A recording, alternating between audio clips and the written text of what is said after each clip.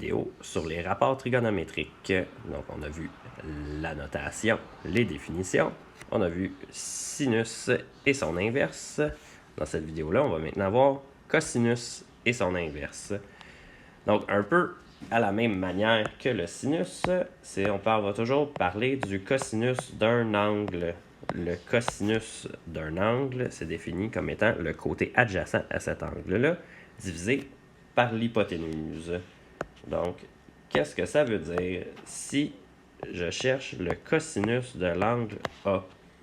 L'angle A est ici. Son côté adjacent, on se rappelle que quand on parle du côté adjacent, c'est le côté qui touche à l'angle, mais qui n'est pas l'hypoténuse. Donc, le côté adjacent à A, ce serait B. Et l'hypoténuse, c'est encore C. Comme avec le sinus, on peut définir une fonction inverse. Donc, le cosinus moins 1 de B sur C, c'est l'angle A. Si je regarde maintenant le cosinus de l'angle B est ici. Son côté adjacent, c'est le côté petit a. Et l'hypoténuse, c'est C. Donc, le cosinus de B, c'est égal à A divisé par C. Et l'inverse est vrai aussi. Le cosinus moins 1 de A sur C est égal à l'angle B. Concrètement, je peux m'en servir pour ces deux triangles-là. Je rappelle que le cosinus, c'est égal à l'adjacent sur l'hypoténuse.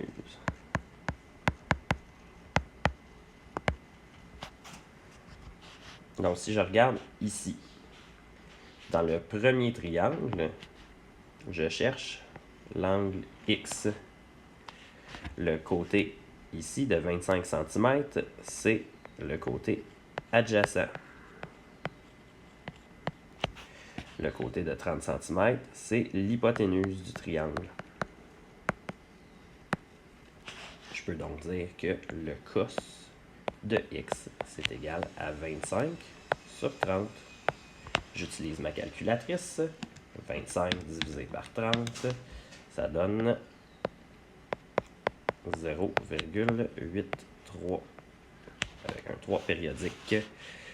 Donc, je peux dire que le x, c'est le cos moins 1 de 0,83 périodique.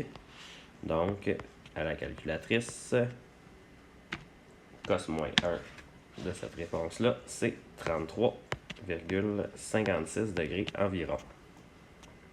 Si je regarde l'autre exemple maintenant, j'ai un angle de 62 degrés ici et je cherche x ici. X est son côté adjacent. 20 est l'hypoténuse du triangle.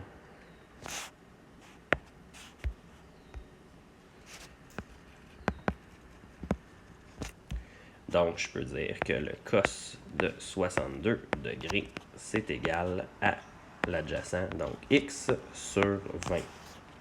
J'utilise ma calculatrice. Le cos de 62, c'est 0,4695. Ça, c'est égal à x sur 20. Donc, je peux encore utiliser la stratégie, si je ne suis pas sûr des calculs à faire, de rajouter un 1 et on applique un produit croisé. Donc, je vais faire 20 fois 0,4695 divisé par 1. Donc, x, c'est égal à 20 fois 0,4695. À la calculatrice, ça donne que x est à peu près égal à 9,39 mètres. Donc, c'est comme ça que j'utilise le cosinus et son inverse.